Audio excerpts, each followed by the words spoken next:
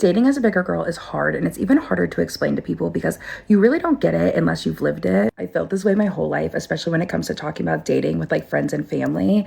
It can be like difficult to explain, and it's also something like you don't want to explain at the same time. It can feel like uncomfortable or embarrassing. It's that feeling whenever you're catching up with your friends and they're sharing stories about recent dates they've been on, but you haven't been on any because you only get asked to go to a guy's house. It's that feeling whenever you go out with your friends and guys talk to them and you just kind of stand by the side and sip on your drink. It's that feeling when you're meeting up with someone from a dating app and you're worried that they don't realize that you are bigger, even though you have full body photos on your profile. It's that feeling in high school whenever everyone is asked to the homecoming or the prom and you're the only one without a date. She's describing a very specific kind of loneliness that comes from being the designated friend in every social interaction. It's not that her friends are doing anything wrong, it's that the dating market is ruthlessly visual and she's feeling the cold wind of that reality. The anxiety about whether a date realizes her size, even with photos, exposes a deep-seated fear of being a disappointment. She knows that for many men, physical attraction is the gatekeeper, and living in constant fear of not passing that gate makes every date feel like an impending rejection rather than an opportunity. It's that feeling whenever you like a guy and you see what his ex-girlfriend looks like and all the other girls he follows on Instagram, and you know you look nothing like them. It's that feeling when you have to decipher, are they really attracted to me or is it like a fetish? Which I'm pretty sure I got that recently, so. It's the feeling when the conversation turns sexual in 0.2 seconds because guys think we'll just settle for any sort of attention. It's whenever you're out at a bar with your friends and you guys are all interested in the same guy and you feel the need to back down because you feel like you don't even have a chance to begin with. It's that feeling whenever you're out with your group of friends and you're approached by a group of guys and you know that you're not the reason the guys approached. It's the guys who are actually attracted to you and do like you but would never take you in public and never date you. And yeah, that is what it feels like dating as a bigger girl. All right, I love you guys. Bye.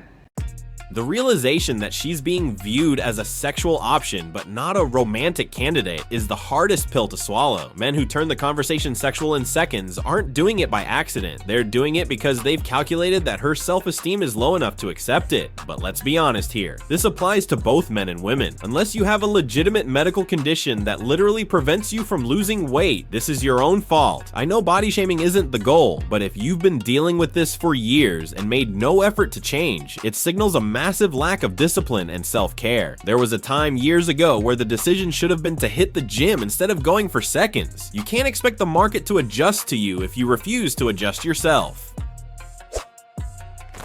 I don't believe you when you say that I'm attractive. I expect that after we meet, you're going to be disappointed. I feel the need to sell myself as if I were on a job interview with all of my great qualities. I feel like I have to make sure I seem really easy to be around and love, that I'm not going to take up too much of your time or energy, or else I won't be worth it to you. I'm nervous when you hand me your sweatshirt out of kindness because I'm afraid it's not going to fit me and it will be embarrassing for us both. I'm afraid to meet your family because I don't want them to ask you why you're with a big girl. I wear a lot of sweatpants and leggings, and I'm afraid that I won't have a cute outfit to wear on our date because clothes are hard when you're plus size. She's approaching dating like she's a defective product that needs a heavy discount to be sold. Feeling the need to be easy to be around and not take up space is a defense mechanism, not a personality trait. She believes her personality is the tax she has to pay to compensate for her body, and she's terrified that if she stops performing gratitude for a second, he'll realize she isn't worth it. The fear of the sweatshirt isn't just about fabric, it's the fear that she literally doesn't fit into his world, and that creates a dynamic where she's always indebted to him just for being there. As I get older and my face ages, I'm afraid that I'm going to have absolutely nothing physically to offer. I want the lights off and I want to leave some clothes on. I'm afraid of what your last girlfriend looked like because if she was a lot hotter than me, I'm going to think about that all the time. And if I'm the first plus size person you've ever dated, I'm going to be convinced that this is all a mistake. But if you've only dated plus size people, I'm going to be convinced that this is just some weird thing you like. I'm learning to let go of these thoughts and to trust the fact that I still have a lot to offer regardless of what I look like on the outside. Let me know if you related to any of this or if I'm alone in these weird thoughts. This is the ultimate self-sabotage. She has rigged the game so the man loses no matter what. If she's the first big girl, it's a mistake. If she's the latest in a line, it's a fetish. She has completely removed the possibility that he might actually just like her. Keeping the lights off and hiding her body implies she thinks his attraction is a lie that needs to be protected by darkness. You can't build a genuine relationship when you're constantly analyzing his past to find proof that you don't belong in his future. She's fighting a ghost instead of seeing the man right in front of her. Dating as a fat woman is really hard, and I think one of the hardest things for me has been like trying not to catfish someone. You know, if I give just like a portrait shot like this, they don't really get a good sense of what my body looks like. And so in all of my dating profiles, I try to include at least one, generally two, like full size, full body shots so that they know what they're getting themselves into. And one time, I remember this one date, this guy and I had been talking for like 3 months, which is way too long to be in the talking stage. He was a pilot. He flew internationally, and he would be stationed at different like Air Force bases and whatnot for like weeks at a time, and then he would come back. And so I gave him a little bit of grace for that, and I thought, okay, by the time we were finally able to meet up though, I was super excited. We had like mad chemistry via text, and I got all glammed up. I wore this super cute outfit, showed up at this bar, Crazy Cats, and he walked in, and the look on his face was just like, ugh. And then he just put on a fake smile. He didn't make eye contact with me the whole time. And I've never had that experience where I felt so unwanted and so ugly all at once. The disappointment in his body language was so clear to me that he was just not into me. Talking for 3 months creates a false sense of intimacy that rarely survives the harsh light of day. She calls it mad chemistry, but you can't have chemistry with a screen. When he walked in and looked disappointed, it wasn't just about weight, it was the collapse of a fantasy he built in his head because she wasn't physically present to ground it. If you wait 90 days to meet, you're setting yourself up for this exact crash. Even with full body shots, the reality is often different, and his immediate recoil proves that the digital version of her didn't match the physical one. I went on another date with this other guy. We were like 3 hours apart, so we each drove like an hour and a half to meet in the middle, which I thought that worked out well. And I got my drinks. I was there before him, and so I got my drink, paid for my drink, and we chatted for about a half an hour. It was a little bit of awkward conversation. I felt like I was carrying most of the conversation. And this guy stops, all of a sudden, like interrupts me mid-sentence and says, "Well, Sarah, it was really nice to meet you. I'm gonna go." And just got up and left. And I was like, okay. And was really, really taken aback by that. So both of those experiences really showed me that I am not somebody that men want to date, which is too bad because I think I'm fun. I think I'm funny. I'm smart. I clean up really nice. I look terrible right now, but I clean up nicely. And I feel like I have a lot of love to give to somebody, but I can't seem to get past that first date. God damn it. The second guy was brutal, but he actually saved her time. Most men would sit through the drink out of politeness and ghost later, but he realized instantly that the attraction wasn't there and cut the cord. Driving an hour and a half for a stranger who interrupts you to leave after 30 minutes is a humiliation, but it proves that high effort doesn't guarantee interest. She lists off invisible qualities like fun and smart, as if they can negotiate physical attraction, but men don't date a resume, they date a woman. Cleaning up nice is a cope. If they don't want you in your natural state, a dress won't fix the fundamental lack of desire. Having a lot of love to give is useless if you can't get past the doorman of physical attraction. Dating as a plus-size person in this generation is extremely difficult. Yes, I'm on the dating apps, the forbidden apps. And most of the time it's, oh, we talk for a little bit, or it's just straight to, you trying to smash. Or the usual comment, come sit on my face. I want that slow burn shit. Like, let's not rush to date. Let's enjoy each other's time and company. Hell, start out as friends first and then see if dating happens. There's no reason to rush into it. That's how things go south. Girl just wants flowers. I'm so sick of people just seeing me for my body and not for who I am. That's what sucks about being a lover girl, is because I have so much love to give and so much energy to give to other people, but I get burnt out so easily because I give my love and my energy into the wrong person. To the people who don't fucking deserve my love. And that's one of the main reasons why I stopped dating, is because I cannot deal with this. You trying to smash? You trying to smash? I can't be seen with a big girl in public. Demanding a slow burn romance from a hookup app is like walking into a butcher shop and asking for a vegan salad. You can't be surprised when the men on the forbidden apps only want to smash, because that's exactly what the algorithm is designed to facilitate. The lover girl persona is just a cover for poor boundary control. She's pouring excessive energy into men who view her as a secret slump buster, hoping that if she loves them enough, they'll eventually agree to be seen with her in public. If you want respect, you have to block the guys asking to sit on your face instead of trying to friend zone them into a husband. So I'm meant to be going on a date with a guy tomorrow, and I said to him, hey, look, I'm plus size. I'm a proud plus size girl. I'm not self-conscious of my weight or anything like that. And he responded with, as long as you're not a whale, I will still go on a date with you. And I was like, what? Sorry? And I said, what's your definition of a whale? Because I was curious. I wanted to know. I didn't really, I just wanted to know. And he was like, as long as you're not obese. And after like a minute of not replying, he said, are you done being self-conscious? Can we move on? So I'm not going on a date with him anymore. I'm going to go on a date with my best friend instead.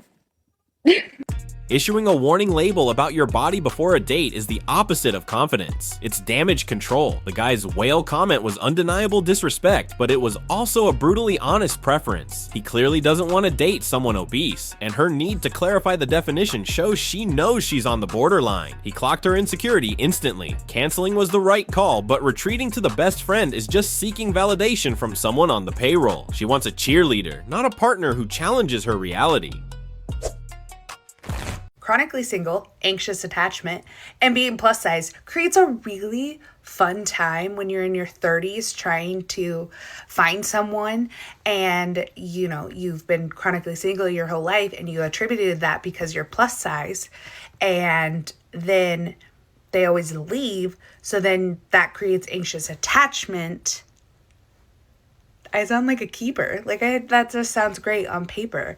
But no, it's really hard when you're finding emotionally unavailable men or emotionally immature men that can't communicate how they're feeling. And so they tell you that the date was great and they want to see you again, and then they ghost you. And that just fuels the anxious attachment. And it fuels your insecurities about your weight. And I'm not just talking about like ghosting and it's been a couple hours. No, it's been days. Yeah. It's a fun time. I love dating in the 30s. I love it. It's so much fun. Highly recommend.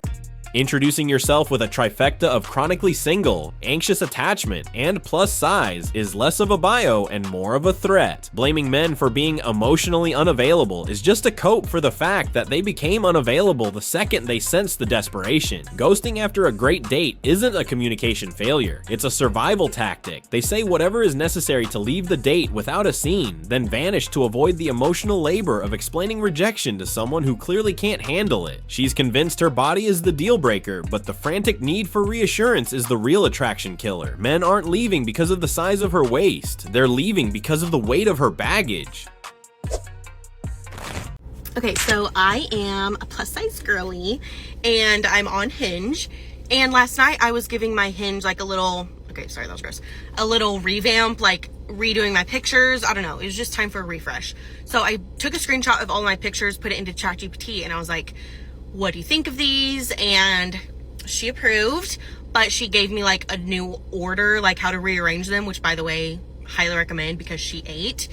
But I was like, okay, be honest, like, do these pictures accurately show what my size is? Because I just have this, and I know that I'm not alone because I've seen other plus size girls talk about this, like this insecurity or fear that you're catfishing when like you're literally not. Like, I have multiple full body pictures, but it's just like a fear that you're going to show up on a date and a guy's going to be like, oh my God, like, you're huge. Anyway, so I was like, do these pictures accurately show my size? And chat was like, yeah, especially this photo, blah, blah, blah. And I was like, okay, like, easy. And then it was like, do you want me to tell you like the second best photo that accurately describes your size? No, I don't. I think we're good. I think that'll be good for the night. Thank you. Using artificial intelligence to audit your physical flaws is the modern version of asking, does this dress make me look fat, to a robot that can't lie. It's a preemptive strike against rejection designed to soothe the anxiety of catfishing. She claims she wants full transparency so men aren't shocked, but the second the algorithm offers a detailed breakdown of her size, she hits the panic button. It proves she doesn't actually want the truth. She wants a permission slip to exist on the app. If you're terrified that an AI is going to accurately describe your body, you're definitely not ready for the brutal honesty of a first date. The men don't care that you're fat, they care that you're insecure. This video is specifically for the big girls, and I'm gonna say this in the nicest possible way. You gotta stop cropping those face pics and not showing your body on dating apps, okay? You need to put pictures of your full body on the dating apps. You do. It's like, in the long run, it's in your best interest to be transparent about who you are, what you look like. Someone will love you for who you are, and they will love you for what you look like. Like, we all genuinely, for some reason, seem to think that everybody has the same taste in women and they all want us to look like a perfect little model or whatever. And that's so not the case. Like, there are men who love, like, chunky arms or double chins or belly, like a double belly, a B belly. Like, there are such little things that some people just find so fucking adorable. And like, you're brainwashed into thinking that like, oh, everybody thinks my fat body is ugly because I don't look like a tummy tuck BBL plus size girl. And that is so not the case. You guys see me, I have a big belly, I have a smaller chest. And I can get on Tinder and I can pull doctors, I can pull lawyers, I can pull athletes.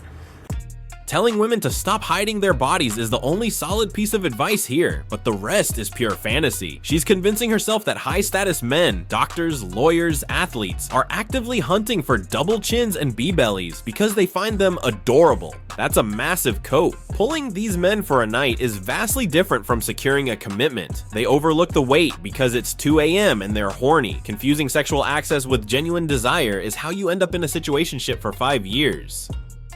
The men don't care that you're fat, they care that you're insecure. And so the more you can work on that and do like exposure therapy of just saying, here's my body, this is me, I'm showing up authentically. Maybe you're working on that, maybe you're not. It's none of their fucking business. But showing up authentically is going to make other people feel comfortable. And when people feel comfortable around you, they enjoy being around you. And I get that it's coming from like a place of insecurity and like you can't help it. It's something you have to work on and society's ingrained that in you. But do you ever stop and think, like, if you're sitting there picking yourself apart nonstop, your friends are going to start to wonder what you're thinking about them. When I post a selfie and I don't Facetune it and fix all my flaws and, you know, hide my blemishes and stuff, are you sitting there looking at my pictures thinking like, oh, her double chin looks bad here. Oh, she looks fat from that angle.